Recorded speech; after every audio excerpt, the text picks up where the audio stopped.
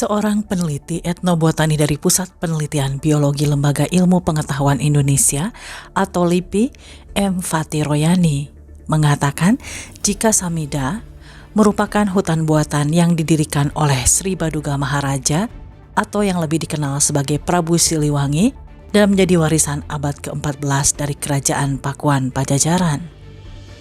Hutan buatan yang disebut sebagai Samida ini adalah menjadi cikal bakal Kebun Raya Bogor. Mengapa Prabu Siliwangi begitu perhatian terhadap kelestarian lingkungan?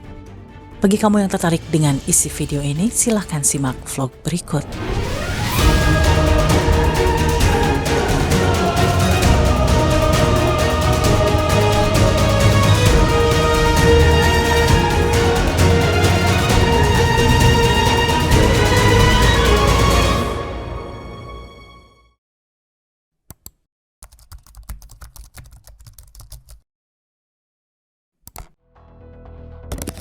Saya bisa mengatakan bahwa raja-raja di Tatar Sunda dan Galuh itu merupakan salah satu pelopor lingkungan hidup yang ada di Nusantara, bahkan mungkin di dunia.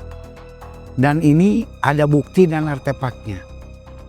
Salah satu contoh bukti artefak batu tulis Bogor, bahwa di sana disebutkan Sri Baduga Maharaja yang sudah membuat parit. Ada 5 di sana.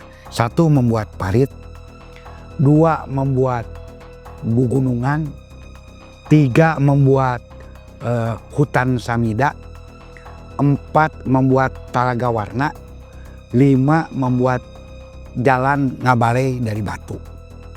Kita lihat yang pertama saja, membuat parit. Apakah parit ini bukan merupakan sesuatu untuk lingkungan hidup? Karena salah satu terjadinya banjir, kalau paritnya bagus, kan ini tidak akan menjadikan banjir. Tanah longsor maupun lain-lain itu bisa dicegah dengan parit. Kedua, membuat gugunungan. Gugunungan ini bisa diartikan salah satunya itu adalah untuk penghijauan. Kira-kira kalau yang membuat penghijauan itu lingkungan hidup, bukan. Padahal tahun itu adalah tahun 1482, abad ke-15. Kemudian yang jelas-jelas membuat hutan Samida. Hutan Samida ini kan ya hutan kota lah. Atau kalau yang sekarang bisa dikenal kebun raya. Zaman dulu abad ke-15 masih hutan belantara. Sri Baduga Maharaja sudah berpikir tentang membuat hutan Samida. Membuat sebuah hutan lindung.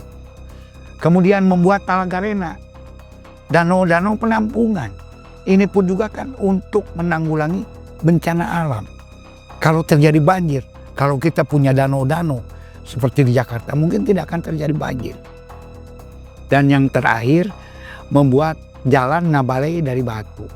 Ini pun juga dengan dari batu kan menyerap air. Dan ini dilakukan sekali lagi pada tahun 1482. Kebun raya tertua di dunia saja yang ada di Italia itu namanya kalau tidak salah Orto Botanica, itu tahun 1545. Sedangkan Sri Baduga Maharaja membuat hutan lindung kebun raya adalah tahun 1482. Dan yang sekarang dijadikan kebun raya Bogor pun juga itu sebetulnya sudah dibuat sebelumnya oleh Sri Baduga Maharaja. Baru direlokasi oleh Leples tahun 1810.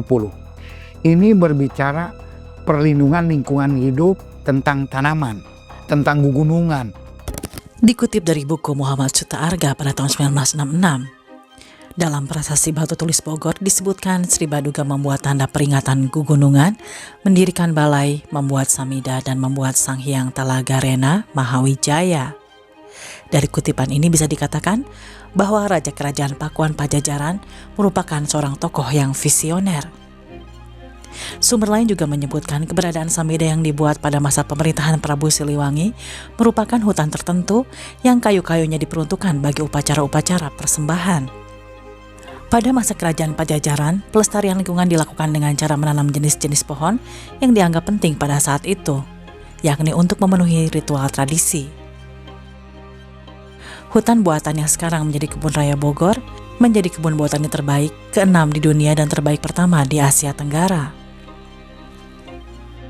Dalam masa perkembangannya sendiri, Kebun Raya Bogor menjadi semacam laboratorium hidup yang menarik perhatian awam dan para ilmuwan dengan koleksi tidak kurang dari 15.000 jenis tumbuhan. Landscape Kebun Raya Bogor dalam bentuknya yang sekarang sangat mirip dengan Kew Garden di Richmond, London, Inggris. Tak perlu heran karena Gubernur Jenderal Thomas Stamford Raffles ketika membangun halaman Istana Bogor pada awal 1800-an dibantu oleh seorang ahli botani yang bernama William Kent yang tidak lain adalah orang di balik pembangunan Kew Garden tersebut. Ternyata, keberadaan Kebun Raya Bogor merupakan titik awal penandaan perkembangan ilmu pengetahuan di Hindia Belanda. Hal ini ditandai dengan pendirian Pusat Kajian Ilmu Pengetahuan. 25 tahun setelah Kebun Raya Bogor berdiri, dibangun lembaga Biblioteka Bogoriensis. 2 tahun kemudian, tepatnya tahun 1844, dibangun pula Herbarium Bogoriensi, dan 6 tahun kemudian didirikan Kebun Raya Cibodas. Ada yang lebih tua lagi, yaitu Sri Jaya Bupati. Itu Sri Jaya Bupati itu salah satu raja Sunda Galuh juga tahun 1030, yaitu itu pun juga ada artefaknya, prasastinya yang disebut Sang Hyang Tapak di kebun kopi di Cibadak, Sukabumi, yang menyebutkan jaga ini ikan agar dilindungi, agar jangan diambil, agar jangan dipancing. Barang siapa yang mengambil ikan dari hulu sungai Cibadak ini di antara dua batu, itu akan dikutuk oleh para dewa. Nah, ini kan tentang perlindungan satu community binatang. Walaupun binatang itu hanya sekedar ikan, tapi mungkin ikan itu saat itu merupakan salah satu penghasilan ya negara atau kerajaan tersebut. Apakah dengan melindungi ikan bukan merupakan ya pelestarian lingkungan hidup?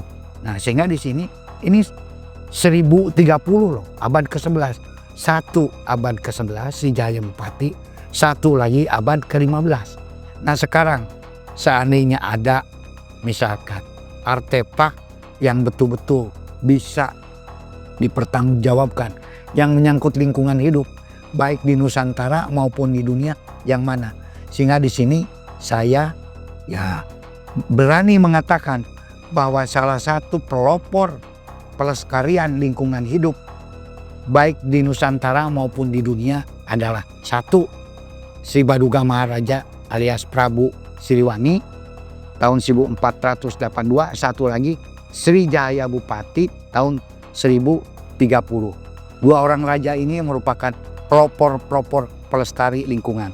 Makanya kita sebagai orang Sunda harus bangga. Lingkungan hidup sebenarnya sudah ada sejak zaman leluhur masyarakat Sunda dulu. Kecintaan masyarakat Sunda terhadap lingkungan alam bukan hanya sekedar sebuah cerita atau dongeng belaka. Ini tentunya bisa dibuktikan dalam prasasti dan naskah-naskah Sunda kuno yang sekarang tersimpan baik di Museum Sri Baduga Bandung maupun di Museum Nasional Jakarta.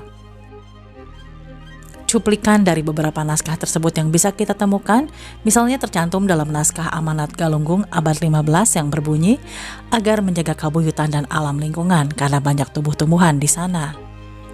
Lalu kemudian yang kedua ada pada prasasti Sang Hyang Tapak Sukabumi pada abad ke-11 yang cuplikannya berisi agar menjaga habitat ikan di sungai-sungai. Lalu yang ketiga tercatat di prasasti Batu Tulis Bogor pada tahun 1482 Masehi yang isinya telah membuat gunungan atau penghijauan, membuat hutan samida atau hutan kota atau kebun raya, membuat talaga rena atau danau buatan penampung air, membuat parit besar sebagai saluran pembuangan air dan pertahanan. Lalu yang keempat tercatat pada prasasti Purnawarman yang isinya sodetan sungai atau kali yang menghubungkan langsung ke laut dari Candrabaka sampai Kali Gomati sepanjang 12 km.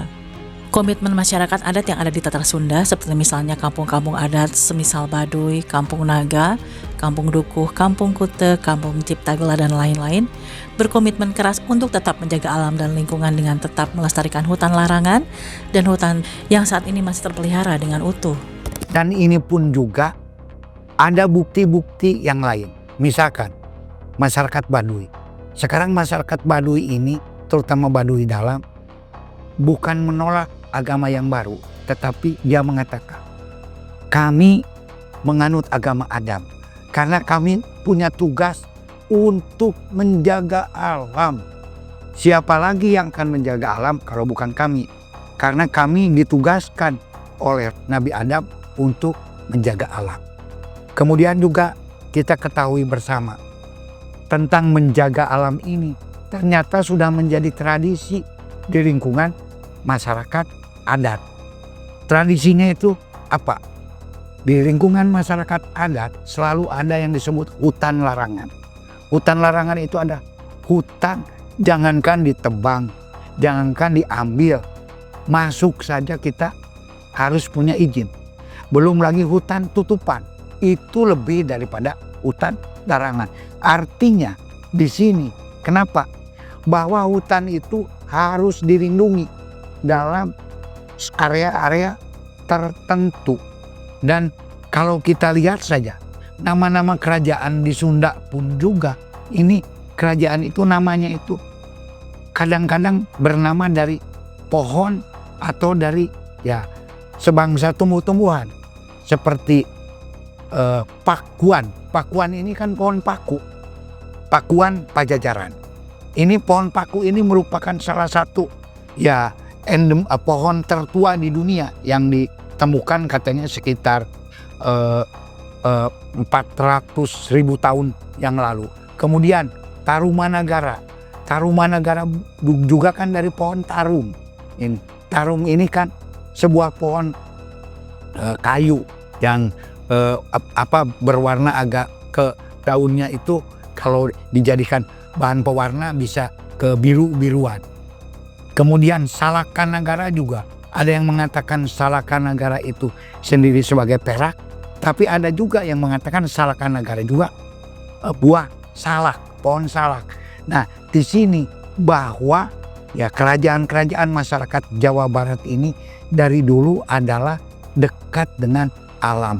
Selalu menjaga alam. Sehingga ya tidak heran seandainya raja-rajanya pun juga memang selalu menjadi pelopor di dalam pelestarian alam dan lingkungan. Segala kebutuhan manusia tidak ada yang tidak berasal dari alam. Alam akan memberikan segalanya bila manusia bersikap bijaksana. Sebaliknya, alam bisa juga murka manakala manusia merusak keseimbangannya. Hal ini terus dijaga dan dilaksanakan oleh penduduk suku Baduy sampai saat ini. Dalam masyarakat tradisional seperti halnya masyarakat Baduy, hubungan masyarakat dengan hutan masih menyatu menjadi satu. Di sini pemanfaatan fungsi hutan dan lingkungan terjadi melalui evolusi yang kemudian membentuk aturan tertentu yang dinamakan tradisi. Salah satu prinsip dari masyarakat Baduy adalah pondok temenang disambung, lojor temenang dipotong, gunung temenang dilebur, lebak temenang dirusak, yang artinya adalah pendek tidak boleh disambung, panjang tidak boleh dipotong, gunung tidak boleh dihancurkan, lembah tidak boleh dirusak.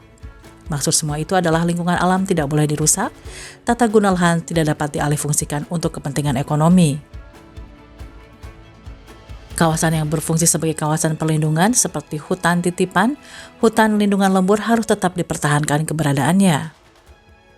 Perilaku seperti inilah yang menjadikan hutan menjadi lestari. Dengan tidak merusak fungsi alam dan tidak membangun sarana-sarana di tempat yang tidak seharusnya, manusia juga akan minim dari bencana. Inilah yang sebenarnya menjadi kunci penting akan pengetahuan leluhur Sunda sejak zaman dulu yang harus kita praktekkan saat ini, agar lingkungan kita tetap lestari dan kondusif ditinggali sampai beberapa generasi ke depan. Jadi akang-akang dan tete-tete jangan lupa follow, subscribe ke akun Angelic Paulina untuk tahu wisata seputar dan budaya Indonesia. Hatur nuhun atas nonton, dadah!